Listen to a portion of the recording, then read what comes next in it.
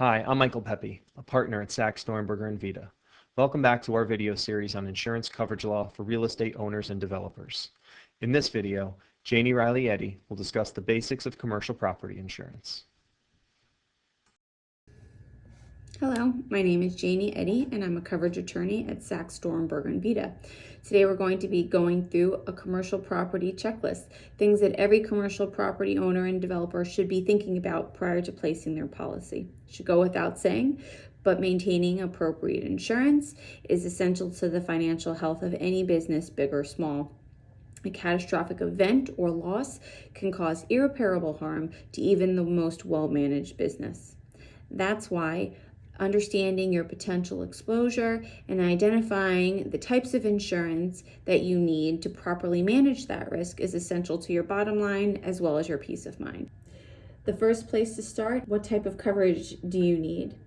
There's two types of policies. There's an all-risk policy and a specific peril policy. The all-risk policy provides coverage for all risks except for what is specifically excluded within that policy. In contrast, the specific peril policy only provides coverage for those items or risks that are specifically identified in that policy. Generally speaking, the all-risk policy provides broader coverage and is therefore more desirable. However, the devil is in the details. You need to pay particular attention to those exclusionary endorsements added to the all-risk policy that could whittle away the available coverage.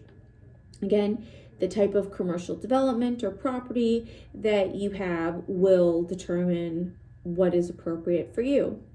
Additionally, the all-risk policy tends to be easier for insureds to establish that there's viable coverage, and that's because it's the carrier or insurer's obligation to establish that an exception to coverage applies.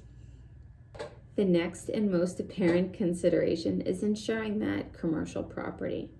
If you own that building or warehouse, it's important that you maintain an all-risk policy that will protect that structure in the event of a loss. That's usually achieved by purchasing a commercial property policy.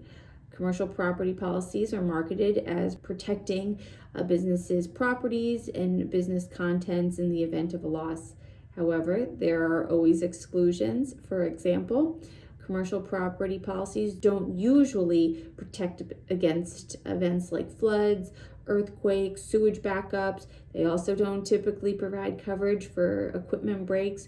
So it's important, if those are coverages that are necessary for you, that you explore additional options beyond that standard commercial property form.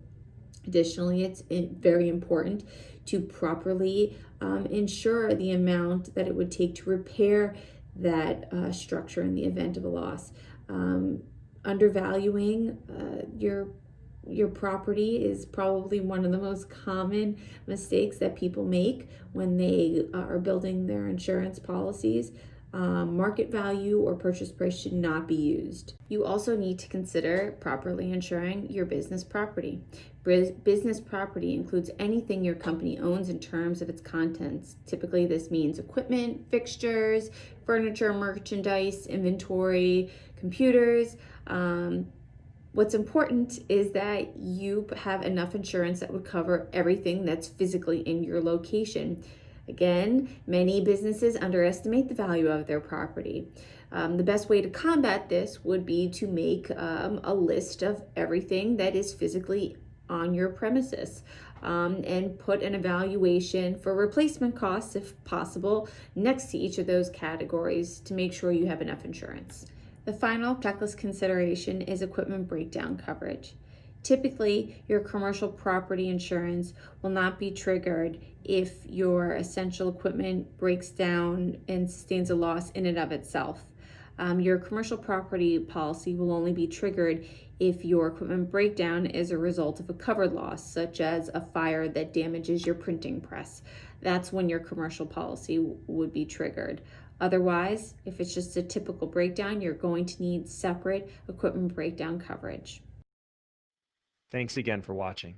If you'd like to receive weekly emails and the latest insights and articles from our team of insurance coverage lawyers, head over to our website at sdvlaw.com and sign up for our email list.